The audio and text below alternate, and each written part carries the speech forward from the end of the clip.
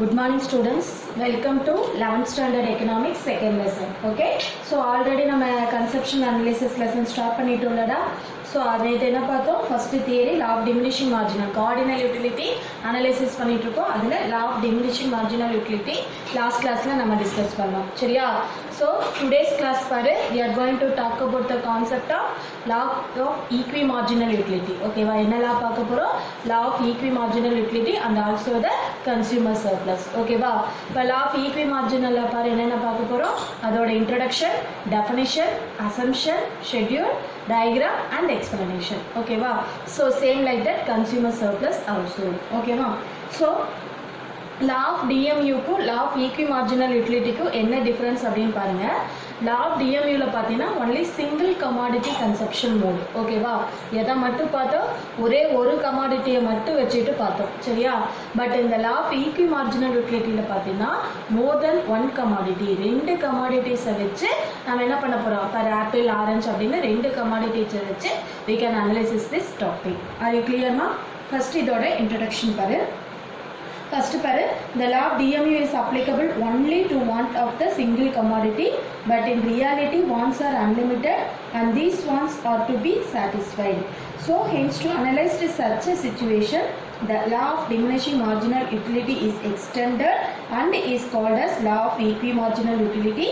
So it is also called as the இதோட other name பாரு law of substitution. இதோட other name என்னடா? law of substitution, the consumer's equilibrium, cause and second law and law of the maximum satisfaction. So இது எல்லாமே என்னன்னு சொல்லுவோம்? law of equimarginal utility ஓட other name. Okay, இன்னொரு time சொல்ற கேட்டுக்கோ. law of substitution, law of consumer's equilibrium, cause and second law and law of maximum satisfaction. Okay வா? So law of equimarginal அப்படினா என்னமா? இன்னொரு டைம் சொல்ற பாரு. if we are the rational consumer, நம்ம rational consumer-ஆ இருந்தோம் அப்படினா ஒரு commodities-அ வாங்கி யூஸ் பண்றதை விட more than one commodities நம்ம கிட்ட இருக்கிற resources-ல incomeல more than one commodities வாங்குறப்ப we can satisfy more. ஓகேவா? so அதை பேஸ் பண்ணி வந்த கான்செப்ட்டுக்கு பேர் தான் என்னது? law of equimarginal utility. Okay, அடுத்தது இதோட definition பாரு. இதுவும் மார்ஷலோட டெஃபினிஷன் தான். ஓகேவா? Marshall states that the law, if a person has a thing which can put to several uses, he will distribute it among these uses in such a way that it has some marginal utility in all. For if had a greater marginal utility is one use than another, he would gain from taking away some of it from the second use and applying it to first. Okay va? So இது எதாமா என்னது? இருக்கிற resources வச்சு, okay, அவங்க கிட்ட இருக்கிற resources use பண்ணி எப்படி அவங்க வந்து மேக்ஸிமம் சாட்டிஸ்ஃபேக்ஷன் மோர் தென் என்னது ஒன் கமாடிட்டிஸ் யூஸ் பண்ணி. ஓகேவா? நம்ம ரேஷனல் கன்சூமராக இருந்தோம் அப்படின்னா நம்மளோட இன்கம் எப்படி யூஸ் பண்ணணும்னு நினைப்போம்? கிரேட்டரா. ஓகேவா? ஸோ செவரல் ஒரு நீயே யோசிச்சு பாரு. உங்கள்கிட்ட இருக்கிற அமௌண்ட்டில் இப்போ ஒரு 50 rupees வச்சுருக்கிற, சரியா? அந்த 50 rupeesல ஒரு குட்ஸ் வாங்கினா நீ சாட்டிஸ்ஃபை ஆவியா? மோர் தென் ஒன் குட்ஸ் வாங்கினா நீ சாட்டிஸ்ஃபை ஆவியா? டூ குட்ஸ் வாங்கினோம்னா நமக்கு சாட்டிஸ்ஃபேக்ஷன் கிடைக்கும். சரியா? ஸோ அந்த லாவை பேஸ் பண்ணி வந்த கான்செப்ட் தான் என்னன்னு சொல்லுவோம்? Law of equimarginal utility. சரியா? அடுத்தது இதோட அசம்ஷன் பாரு. இந்த தியரி அப்ளை ஆகணும் அப்படின்னாலும் we can follow some following assumption.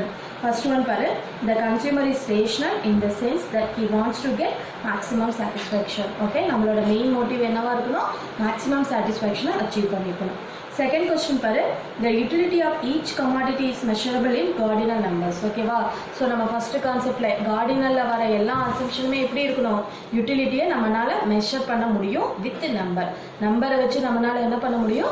Measure பண்ண முடியும் அப்படிங்கிற அசம்ஷன்ல வந்திருக்கணும். சரியா? Third one, marginal utility of money remains constant. மார்ஜினல்னா என்ன சொல்லியிருக்கேன்? அடிஷ்னல். மார்ஜினல் அப்படின்னா என்னது? அடிஷ்னல்.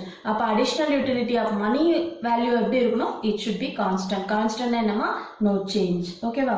இந்த income of the consumer is given. நம்ம ஆல்ரெடி பார்த்த மாதிரி கன்சியூமர்ஸோட இன்கம் இந்த ப்ராசஸ் நடக்கிறப்ப எப்படி இருக்கணும்?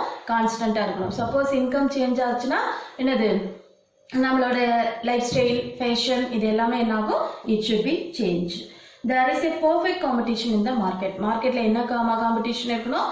perfect. Perfect competition என்னன்னு சொல்றேன் பாரு. Large number of buyers and sellers இருப்பாங்க. ஓகேவா?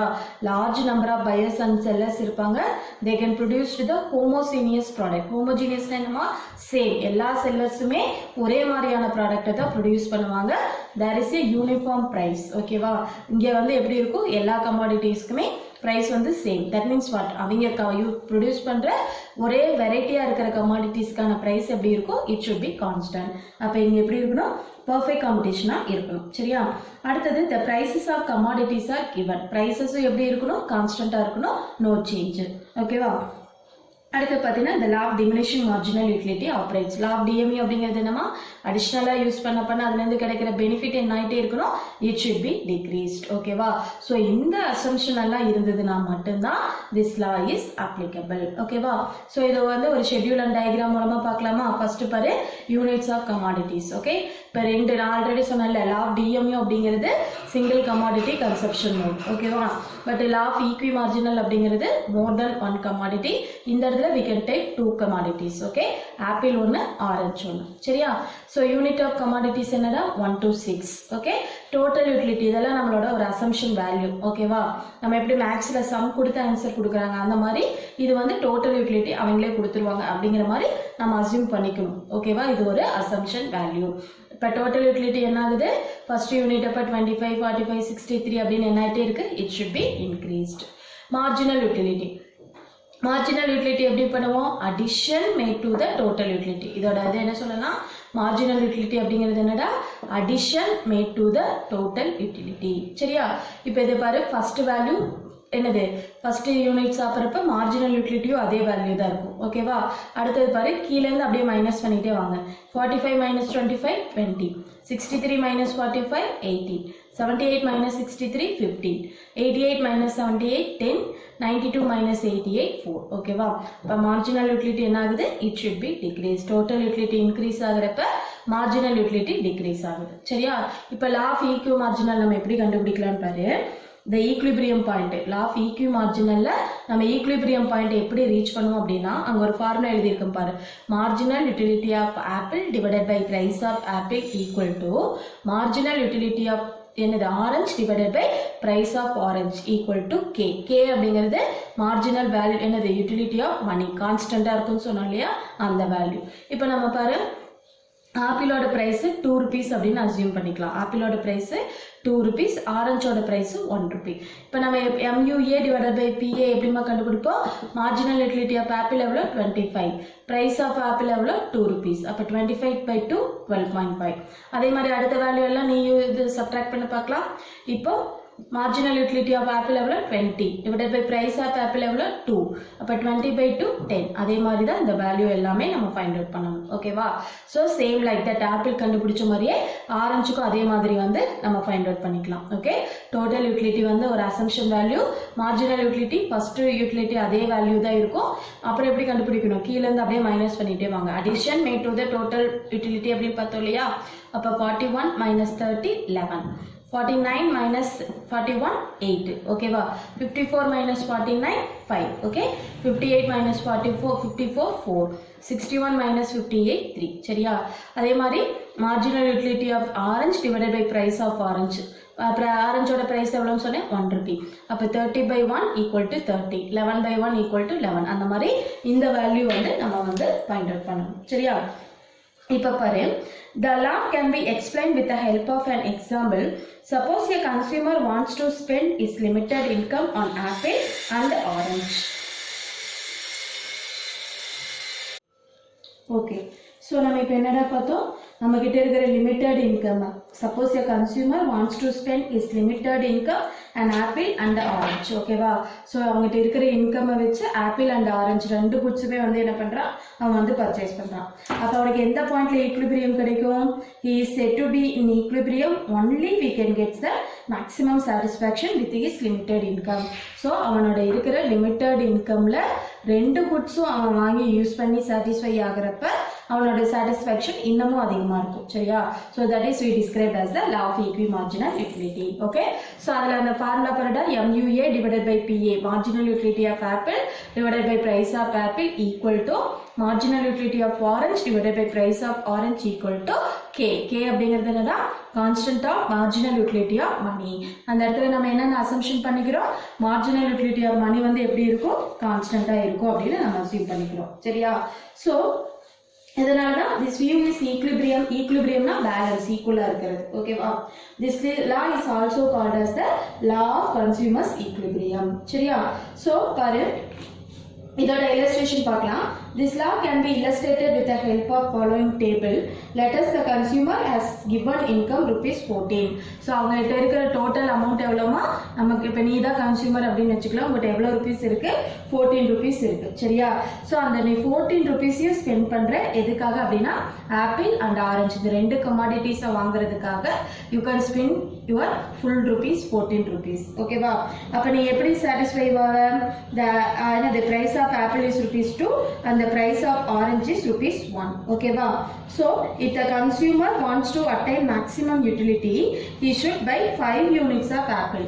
உனக்கு ரெண்டு இருக்கிற ₹14ல ஆப்பிள் ஆரஞ்சு ரெண்டும் வாங்குறப்ப உனக்கு எந்த பாயிண்ட்ல மேக்ஸிமம் சாட்டிஸ்ஃபேக்ஷன் கிடைக்கும் அப்படின்னா 5th யூனிட் வாங்குறப்ப. சரியா? 5th யூனிட் வாங்குறப்ப பார்த்தீங்கன்னா என்னது 5th யூனிட் ஆஃப் ஆப்பிளும் 4th யூனிட் ஆஃப் ஆரஞ்சும். சரியா? 4th யூனிட் ஆஃப் ஆரஞ்சும் நீ வாங்குறப்ப யூ கேன் சாட்டிஸ்ஃபை மோர். எப்படி அப்படின்னு பார்த்தீங்கன்னா 5th இதில் பார்த்தீங்கன்னா 88 யூனிட்ஸ். உனக்கு எவ்வளோ டோட்டல் யூட்டிலிட்டி கிடைக்குது, 88. ஓகேவா? ஆரஞ்சில் பார்த்தீங்கன்னா உனக்கு எவ்வளோ டோட்டல் யூட்டிலிட்டி கிடைக்குது, 54. அப்போ இந்த 88ஐயும் 54ஐயும் ஆட் பண்ணோம் அப்படின்னா நமக்கு எவ்வளோ கிடைக்குது, 142 யூனிட்ஸ். அப்போ அந்த பாயிண்ட்ல தான் நமக்கு என்ன கிடைக்கும், ஈக்குவல் சாட்டிஸ்ஃபேக்ஷன் வரைக்கும் கிடைக்கும். அப்போ in this point we described as the equilibrium point. இந்த பாயிண்ட் நம்ம என்னென்ன சொல்றோம், equilibrium point. அப்போ above இந்த பாயிண்ட்டும் otherwise below இந்த பாயிண்ட்டும் சூஸ் பண்ணோம் அப்படின்னா நமக்கு என்ன கிடைக்காது, மேக்ஸிமம் சாட்டிஸ்ஃபேக்ஷன் வந்து கிடைக்காது. சரியா? ஸோ இது ஒரு டயக்ராமேட்டிக் இல்லஸ்ட்ரேஷன்ல கொடுத்துருக்காங்க பாரு. X-axis represent the amount of money spent and Y-axis represent the marginal utility of apple and orange. Okay, so units of apple units of orange நம்ம X-axis ல measure பண்ணிருக்கோம். marginal utility of apple marginal utility of orange என்னது Y-axis ல. ஓகேவா?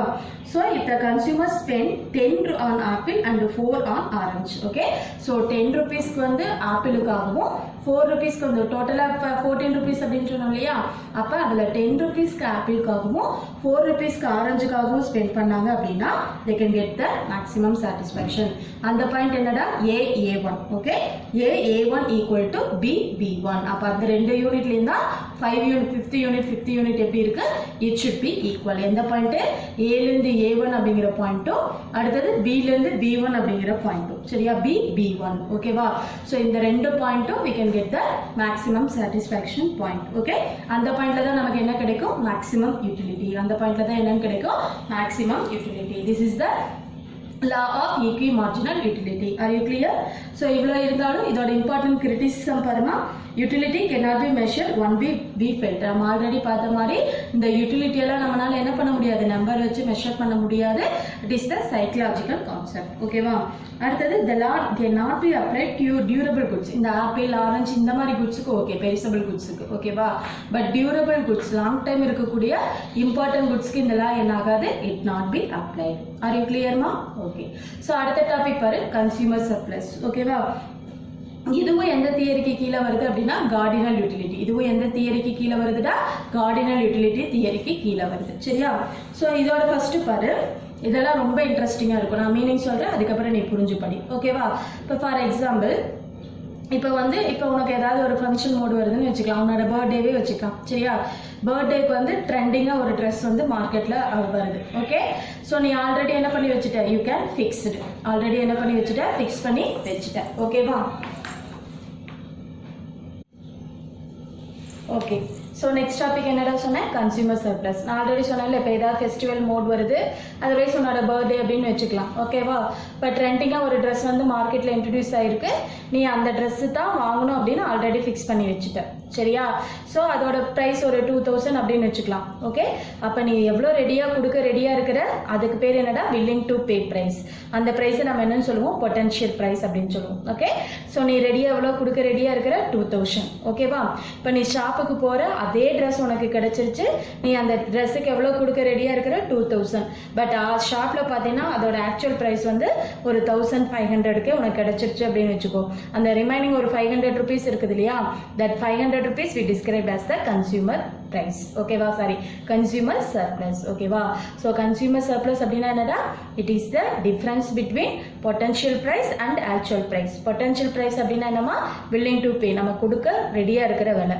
Actual price அப்படின்னா நம்ம ஆக்சுவலாக கொடுத்த ப்ரைஸ். ஓகேவா, ஸோ இந்த ரெண்டுக்கும் இருக்கிற difference we described as the consumer surplus. இந்த தியரி தான் நம்ம இப்போ ப்ரீஃபாக பார்க்க போகிறோம். சரியா, ஸோ பாரு, first the concept of consumer surplus originally introduced by classical economics. First introduce பண்ணது கிளாசிக்கல் எக்கனாமிக்ஸ். பட் அதை மாடிஃபை பண்ணது யாருன்னு பார்த்தீங்கன்னா ஜீவன்ஸ் அண்ட் ஜூலி டுபிட் அப்படிங்கிற 2 எக்கனாமிக்ஸ்ட். ஓகேவா, இவங்க 2 பேருமே French engineer and economist. French engineer economist in 1844. ஓகேவா, பட் இது ஒரு பர்ஃபெக்ட் லாவாக மாற்றினது யாருன்னு பார்த்தீங்கன்னா ஆல்ஃபிரட் மார்ஷல். யாருடா, ஆல்ஃபிரட் மார்ஷல். ஓகேவா, அடுத்தது பாரு, ஸோ இதுவும் எந்த தியரி பேஸ் பண்ணி இருக்கு அப்படின்னு பார்த்தீங்கன்னா லா ஆஃப் டிஎம்யூ. எதை பேஸ் பண்ணி இருக்கு, லா ஆஃப் டிஎம்யூ. ஓகேவா, ஸோ இதோட டெஃபினிஷன் பாரு, Alfred Marshall define consumer surplus as the excess of price which a person would be willing to pay. Okay, think rather than go without the thing. அந்த திங்கை கண்டிப்பாக திங்னா அந்த இடத்துல என்னது, goods. அந்த குட்ஸை அவன் கண்டிப்பாக வாங்கியே ஆகணும். ஓகேவா, they are ready to willing to pay. Over that which I actually does pay is the economic measure of surplus of satisfaction. ஆனால் அவன் ஆக்சுவலாக கொடுத்த ப்ரைஸ் கம்பல்சரி அந்த குட்ஸை வாங்கியே ஆகணும். No other way, they are ready to willing to pay one price. அந்த ப்ரைஸுக்கும் ஆக்சுவலாக ஷாப்பில் அவன் கொடுத்த ப்ரைஸுக்கும் இருக்கிற எக்கனாமிக் சர்ப்ளஸ் இஸ், சர்ப்ளஸ்னா என்ன, மீதி இருக்கிறது. ஓகேவா, that surplus we described as the consumer surplus. ஓகேவா, this is may be called as the consumer surplus.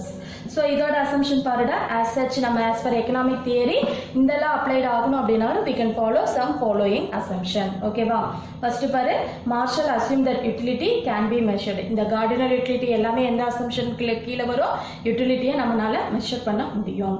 அதே மாதிரி மார்ஜினல் யூட்டிலிட்டி ஆஃப் மணி எப்படி இருக்கணும், it should be constant. Okay, there are no substitute for the commodity. Okay, suppose அந்த டைம்ல உனக்கு என்ன பண்ணலாம், அதே மாதிரி குட்ஸ் ரொம்ப சீப்பான விலை கிடைச்சது அப்படின்னாலும் இந்த இதெல்லாம் வந்து நாட் அப்ளைட். ஓகேவா, அதே மாதிரி taste, income, character of the consumer do not change. அந்த பர்டிகுலர் இது நடக்கிறப்ப கன்சியூமரோட எதுவும் சேஞ்ச் ஆகிருக்க கூடாது. டேஸ்ட்டோ, இன்கமோ, ஃபேஷனோ இதெல்லாம் எதுவுமே சேஞ்ச் ஆகிருக்க கூடாது. ஏன்னா அவன் வில்லிங் டு பே ஒரு குட்ஸ் ரெடியாக வச்சுருப்பான்.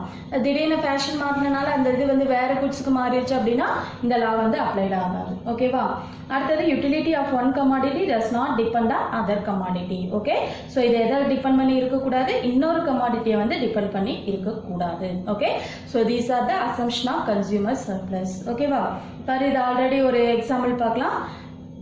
என்னது, இது வந்து நம்ம சொன்ன எக்ஸாம்பிளே தான் இதில் கொடுத்துருக்கான், பட் அமௌண்ட் வந்து கம்மி. ஓகேவா, so a consumer wants to buy an apple, he is willing to pay ₹4. சரியா, பட் அதோட ஆக்சுவல் ப்ரைஸ் எவ்வளோடா, only 2. அப்போ நம்ம இப்போ கன்சியூமர் சர்ப்ளஸ் எப்படி கண்டுபிடிப்போம், potential price minus actual price. 4 minus 2 equal to 2. 2 is considered as the consumer surplus. ஓகேவா, அதையே மேத்தமெட்டிக்கலாக நம்ம எப்படி சொல்லலாம், consumer surplus equal to total utility minus price into quantity. இந்த ஃபார்முலாவை அப்ளை பண்ணனாலும் நம்ம எதை கண்டுபிடிக்கலாம், கன்சியூமர் சர்ப்ளஸ் வந்து கண்டுபிடிக்கலாம். சரியா, ஸோ இதை வந்து ஒரு டயக்ராம் அண்ட் ஷெட்யூல் எக்ஸ்பிளனேஷன் மூலமா நம்ம எக்ஸ்பிளைன் பண்ணலாம் பாருங்க. ஓகேவா, ஸோ இதோட டயக்ராம் எக்ஸ்பிளனேஷன் பாருடா.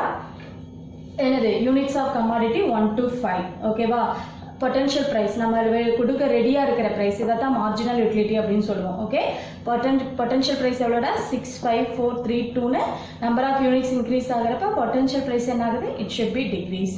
பட் ஆக்சுவல் ப்ரைஸ், இந்த இடத்துல ஆக்சுவல் ப்ரைஸ் என்ன பண்ணியிருக்கோம், we assume it is a constant. அப்போ கன்சியூமர் சர்ப்ளஸ் எப்படிமா கண்டுபிடிப்போம், potential price minus actual price.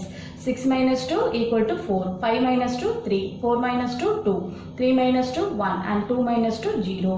அப்போ டோட்டலாக நமக்கு எப்படி கண்டுபிடிப்போம் அப்படின்னா 20 minus 10, இதுதான் 20 minus 10 equal to 10. அப்போ நம்ம கன்சியூமர் சர்ப்ளஸ் எவ்வளோடா, எவ்வளோ 10. ஓகேவா, ஸோ இப்போ இதையே வந்து நம்ம இந்த formula total utility minus price into quantity அந்த இதில் பார்க்கலாமா. இது எல்லாத்தையும் ஆட் பண்ணோம் அப்படின்னா டோட்டல் யூட்டிலிட்டி. ஓகேவா? டோட்டல் யூட்டிலிட்டி எவ்வளோடா 20. நீங்கள் இதை நோட் பண்ணி பாருங்க. டோட்டல் யூட்டிலிட்டி எவ்வளோ, இந்த ஃபார்முலாவை இங்கே அப்ளை பண்ண போகிறோம். 20 மைனஸ் ப்ரைஸ் எவ்வளோ 2, ப்ரைஸ் எவ்வளோடா 2, நம்பர் ஆஃப் குவான்டிட்டி எவ்வளோ 5, அப்போ 2 into 5 எவ்வளோ 10, டோட்டல் யூட்டிலிட்டி எவ்வளோ 20, அப்போ 20 minus 10 எவ்வளோடா 10. அப்போ இந்த ஃபார்முலாவை அப்ளை பண்ணாலும் we can find out the answer. ஓகேவா? இப்போ இதோட டயக்ராம் எக்ஸ்பிளனேஷன் பாரு. X axis we measure the quantity demand. X ஆக்சிஸ்ல என்ன மெஷர் பண்ணியிருக்கோம், quantity demand. ஓகேவா? ஒய் ஆக்சிஸ்ல என்ன, பிரைஸ். Y ஆக்சிஸ்ல price. ஓகேவா? அடுத்தது பாரு, இதுல நம்ம என்ன பண்றோம், consumer surplus oda formula enna, potential price minus actual price. Okay, so in this diagram potential price parungada O D C Q. nalla இந்த diagram note பண்ணு. O D C Q, it is the potential price. okay va, but actually நாம pay பண்ண price என்ன, O P C Q. என்னது, O PCQ. This is called as the என்னது actual price. ஓகேவா? அப்ப இது ரெண்டும் போக மீதி இருக்கிற ஏரியா என்னது, ஃபார்முலா என்ன, consumer surplus equal to potential price minus actual price. அப்ப இதுல இருந்து ODCQ ல இருந்து OPCQ மைனஸ் பண்ணா we can find out the PDC. ஓகேவா? இந்த ஷேடட் ஏரியா. ஓகே, இந்த ஷேடட் ஏரியா தான் நம்ம என்ன சொல்றோம், consumer surplus. Are you clear மா? இப்ப consumer surplus அப்படின்னா என்னடா, it is the difference between potential price and actual price. Potential price அப்படிங்கிறது என்ன, we are very willing to pay. potential price அப்படிங்கிறது என்ன, நம்ம கொடுக்க நினைக்கிற விலை. but actual price அப்படிங்கிறது actually நம்ம pay பண்ண price. so these difference we described as the consumer surplus. are you clear da? okay, so இதுக்கு சில criticism என்னமா, demerits, திறனாய்வு அப்படின்னு சொல்லலாம். இதோட criticism நீங்களே சொல்லலாம், utility cannot be measured. utility number வச்சு நம்மளால என்ன பண்ண முடியாது, measure பண்ண முடியாது, because it is the subjective concept. அடுத்தது பார்த்தீங்கன்னா marginal utility of money does not remains constant. assumptionல பார்த்தோம் இல்லையா, marginal utility of money நம்ம என்னன்னு பதிச்சுக்கணும், constant அப்படின்னு வச்சுக்கணும். but real lifeல that is also impossible. okay, so potential price is internal, its marginal is known to consumer himself. ஓகேவா? so potential price அப்படிங்கிறது we are ready to pay, அவங்க கொடுக்க நினைக்கிற விலை. சரியா? so அது வந்து internal, நமக்குள்ளார இருக்கிறது. அதை வந்து நம்ம என்ன பண்ண முடியாது, நம்பர்ஸாலேயோ ஆர்டினரி இதாலேயோ நம்மளால என்ன பண்ண முடியாது, we can't express. okay, so these are the criticism of என்னது, consumer surplus. are you clear da? so எனக்கு என்னென்ன தியரிஸ் பார்த்தோம், ரெண்டு இம்பார்ட்டன்ட் தியரிஸ் பார்த்துருக்கோம். ஒன்று law of equimarginal utility பார்த்தோம், அதை ஃபாலோ பண்ணி consumer surplus பார்த்தோம். are you clear da? so நல்லா தெளிவா ஃபர்ஸ்ட் அப்சர்வ் பண்ணுங்க, அப்சர்வ் பண்ணிட்டு அதுக்கப்புறம் படிக்க ஆரம்பிங்க. ஓகேவா? தேங்க்யூ.